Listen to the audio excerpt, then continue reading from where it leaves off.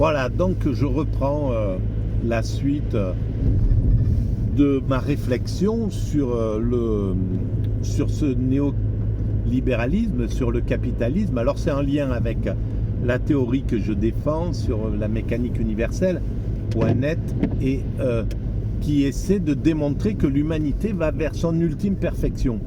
Alors oui, on va vers cette ultime perfection, mais curieusement,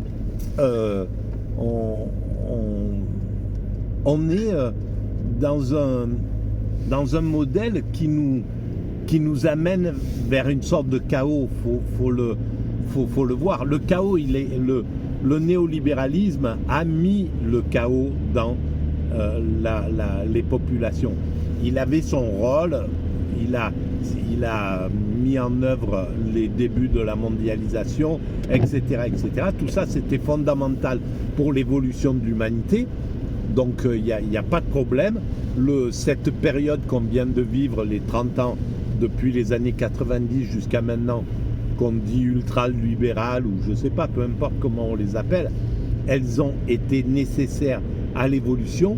Mais si on les regarde avec attention maintenant, et il est temps de les regarder avec attention, on se rend compte qu'elles n'ont pas du tout agi pour le peuple, elles n'ont pas agi pour la société. C'était un système qui n'a servi qu'aux oligarchies, quoi. Et d'ailleurs, on voit en 30 ans, là, ou en 20 ans, les 3 derniers chefs d'État, les 4 même, qu'est-ce qu'ils ont fait pour l'humanité. Qu'est-ce qu'ils ont fait, par exemple, en France? Qu'est-ce qui a été créé alors que chaque De Gaulle, il a voilà, c'était l'époque TGV, aviation, machin, etc. Vacances, il a fait tout un tas de trucs et des grands travaux pour la France. Après Pompidou, le centre Pompidou, etc. Pour les arts, ça a été énorme. La suite, pareil.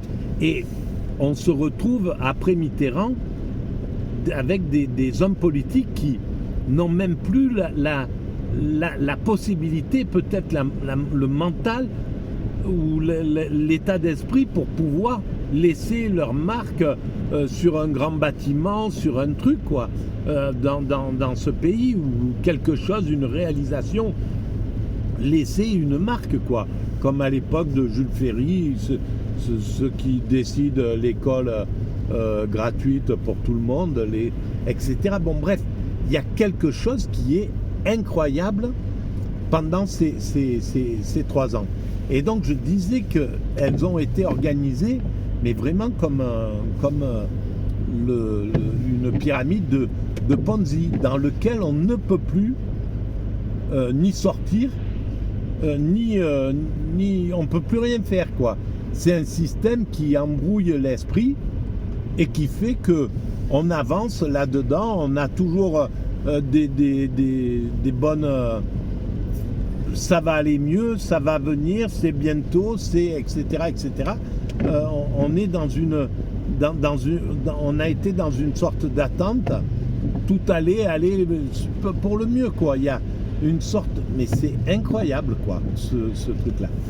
Et dans ce mécanisme, il y a eu le système dominant, l'oligarchie, en dessous le système politique, en dessous le système médiatique, tout ça, ça lui appartenait. Et après, on retrouve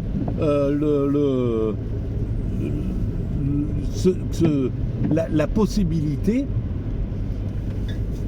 de l'oligarchie, ou ce qu'on pourrait appeler le patronat, quoi, qui commence à dire il faut réduire la force des syndicats, il faut réduire ça, il faut qu'ils demandent aux politiques de réduire tous les acquis sociaux, et le politique qui qui fait passer ses lois, et les médias qui approuvent et qui disent oui, c'est comme ça, il vaut mieux voilà qui casse le système le système de l'État-providence qui dit que que le fonctionnariat c'est un gros problème, etc., que tout ira bien si on privatise. Mais évidemment qu'un système privatisé, sa base, c'est de progresser d'année en année, de faire de plus en plus de chiffres, de gagner des parts de marché, des trucs. Donc ça ne peut pas aller avec un système qui est au service de la population.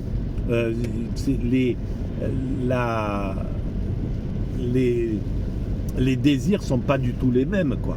Voilà. Alors comment pouvoir sortir de ce modèle par la conscience? À mon sens, c'est pas possible. Là, c'est clair, la conscience ne peut pas passer.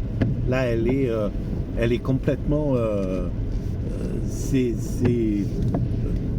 on dirait que même les intellectuels, on sait qu'ils sont, en fait, ils ont cédé leur place à tous ces communicants ultra-libéraux, là.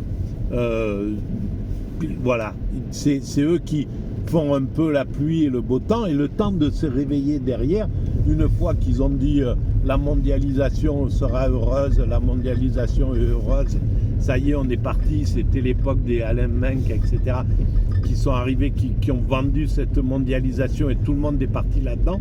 Là, en 6 mois, disons les 6 premiers mois de la guerre, les 8 premiers mois de la guerre contre les Russes, ils sont venus, un autre groupe de vendeurs sont venus pour vendre la guerre, et le temps de se retourner, on retrouve plus il n'y a pas d'opposition, quoi. À l'époque des Alain Menck, il n'y avait pas d'opposition qui pouvait dire attention, le libéralisme, il y a ça, de partir dans la toute-puissance du libéralisme, c'est un problème, etc.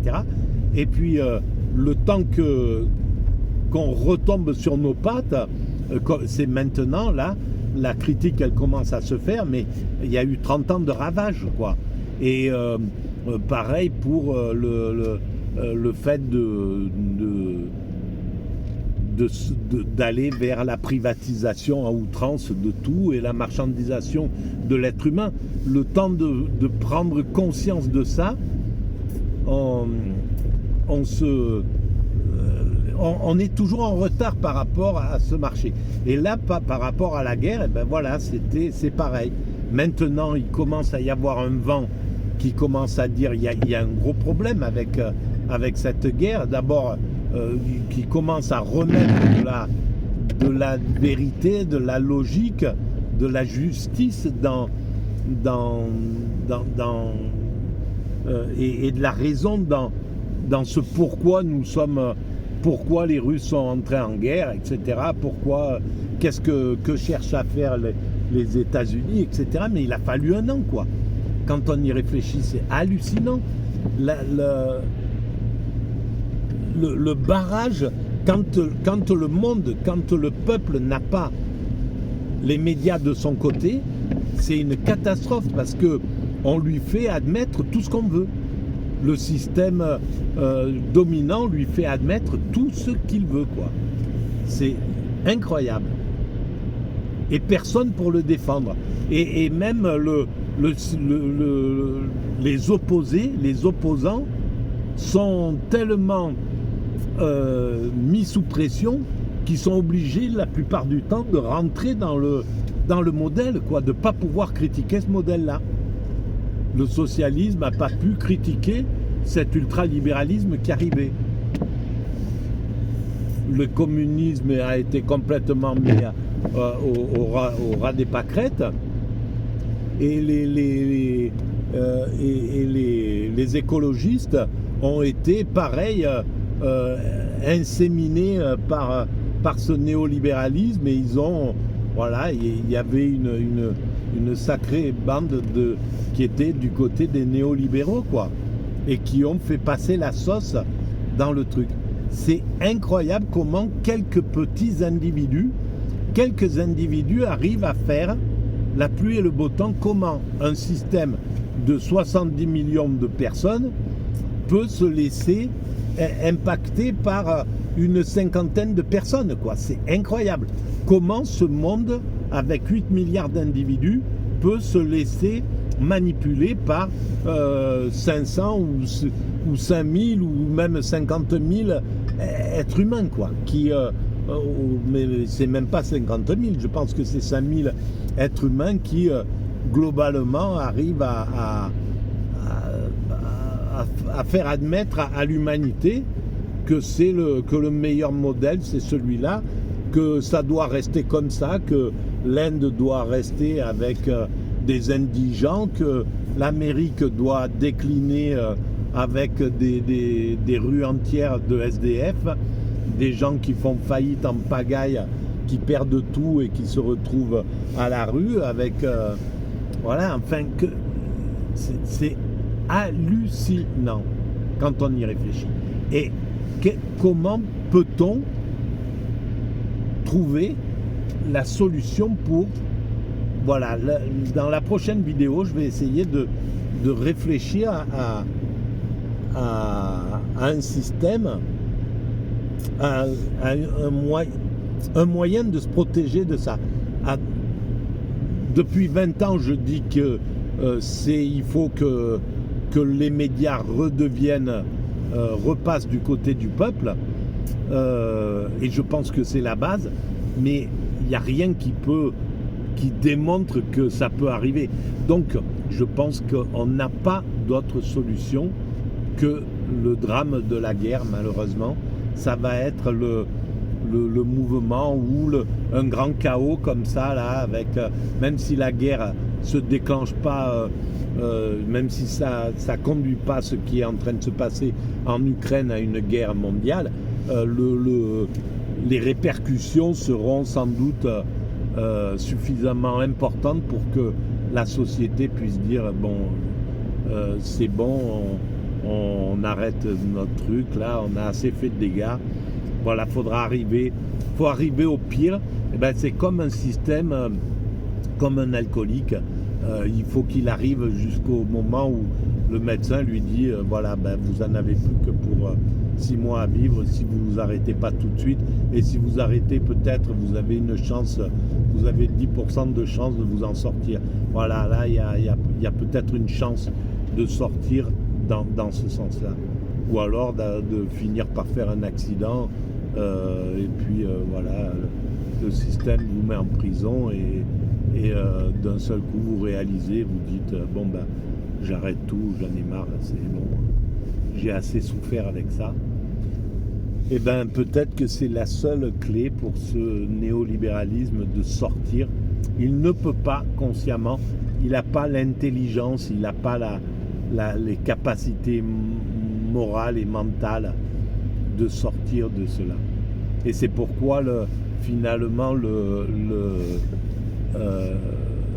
on surestime l'intelligence des États-Unis et des dominants actuels des États-Unis. On les surestime.